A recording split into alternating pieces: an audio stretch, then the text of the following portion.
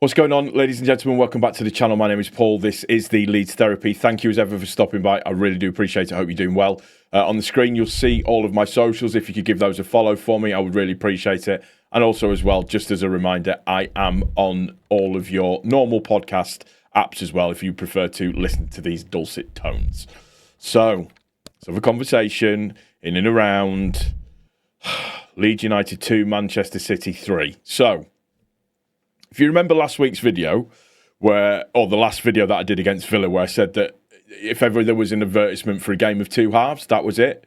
Well, it looks like we're now 2 for 2 in the game of two halves, because you couldn't have two vastly different halves as what you had in the game that's just gone. I was surprised at the lineup, wasn't expecting that at all.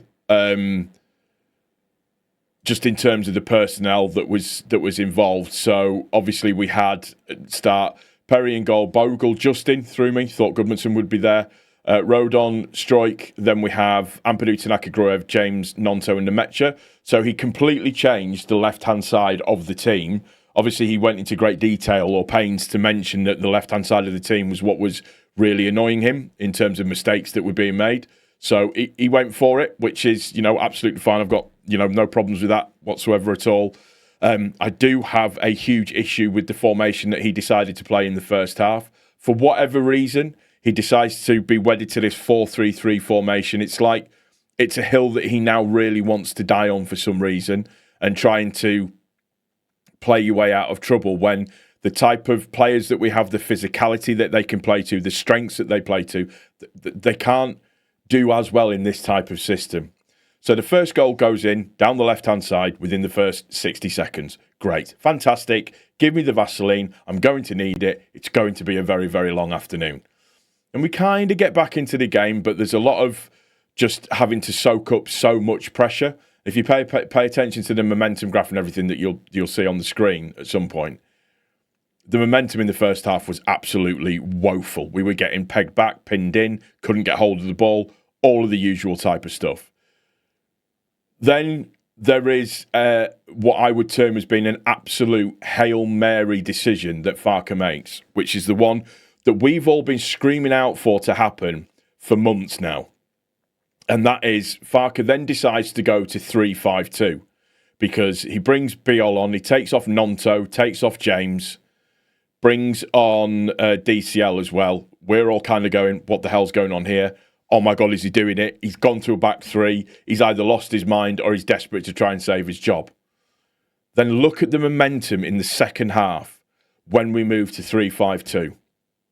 We're so much better. We're more compact. The defence is better. The midfield is better. There's somebody up there supporting the striker. It just works so much better. Proof in the pudding, DCL, spin, almost loses control of the ball, gets the ball in, scores the goal. Fantastic. Absolutely fantastic. We then get the penalty. DCL gets wiped out again. Nemecha takes the penalty, misses, but scores on the rebound. That's our two strikers scoring goals in the second half to bring it to 2-2, and it's delirium. That, for me, proves that we should be playing 3-5-2 and no other formation for the remainder of the season. It's so adaptable to the players that we actually have. It works so well for the players that we actually have.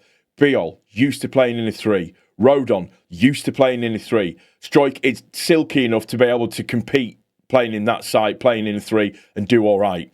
You've got your wing-backs that you can use. Goodmanson, who's great at getting forward, but also good at defending. Bogle, good at getting forward, also good at defending. You can switch the full-backs into wing-backs, so you could put Dan James there, who can do defending and also attacking. Or you could even put Nonto there, who can do the defending or the attacking. The midfield 3 can stay as that strong midfield 3 that you want it to. The 2 up top, so either Nemecha or DCL, and then one of them playing off of him, which then gives you the opportunity to bring in a Pirro. It then gives you the opportunity to bring in an Okafor and play an Okafor off of the number 9. It just plays to every single strength that we have and should not be changed. If he goes to 4-3-3 against Chelsea, he should be sacked. Because that is proof against one of the best teams in Europe From a momentum point of view, we were better in the second half because of the change of system and because of playing to the strengths of what the team actually is, rather than trying to play to a philosophy that we haven't got the players for. And that second half just proved it for me. 100% proved it. Look, City lose, we lose, yeah, we're still in the bottom three. I get that. That's absolutely fine. We can all be disappointed at that. But that second half performance gives me so much positivity, it's not even funny. That it has to stay that way now. It has to, without a shadow of a doubt. 3, 5, 2. It shouldn't be anything else for the rest of the season. We need, and if we can just switch on at the start of a game and switch on at the end of a game, we'll be absolutely fine. We could have walked out of that game with a point, and nobody thought that. And I know this is very much coulda, woulda, shoulda, and I get that. But I said in my preview to this game that for me, this game was a bit of a free hit. Take a chance, try something different. He was forced into that. That was a Hail Mary change by Daniel Farke, and I won't be convinced of anything otherwise. And you see, the long and short of it is this is the path of least resistance for us when you think about it. If he gets this right, continues down this vein, and it garners results, everybody's happy. Just don't change from that formation. That second half was brilliant. Absolutely brilliant. Bar letting in the goal right at the very, very end. Fine. Don't know where they got 10 minutes from either. I'm also pissed off at the fact that Man City seem to have this new rule where they can just have a team talk halfway through the half because Don Revie goes down injured to be able to get the entire squad over and have a word with them because Pep could see that they couldn't, not that they couldn't cope, but our change of formation, our proactiveness had caused something to happen. We got what we wanted for a change. A 3-5-2 formation, proactiveness in the substitutions, and look what happens. Just, I can't fault the effort in the second half for the lads. And that's one of the things that I can't do. I can't fault the effort of the lads so far this season. We've fallen short because of a stupid system that hasn't been working. And the time that we change the system to what all of us have been crying out for, look at what happens. The time where we're more proactive in a situation rather than waiting to a certain time, look what happens. And again, I know Man City won. So yes, that's annoying. And in the grander scheme of things, it's a shame that's happened and that's, where we are. If West Ham lose by 2 or more goals tomorrow, then we come out of the bottom 3. Will it happen? Don't know. But that's the system that we need to be playing from now on. There's no other reason for it. That's exactly the system that we should be playing.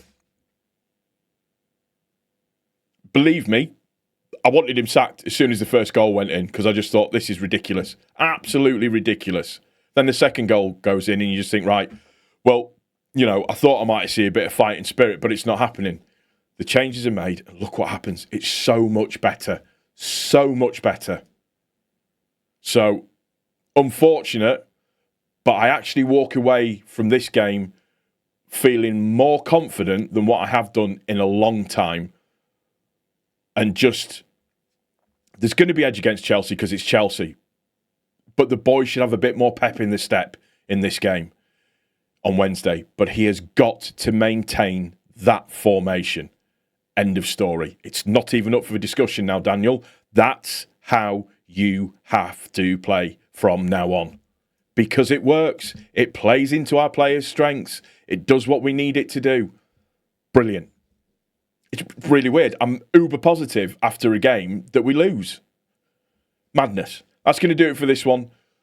I do hope you've enjoyed it. If you have, please don't forget to click the like button. Make sure that you subscribe. Turn your notifications on. All of that good stuff.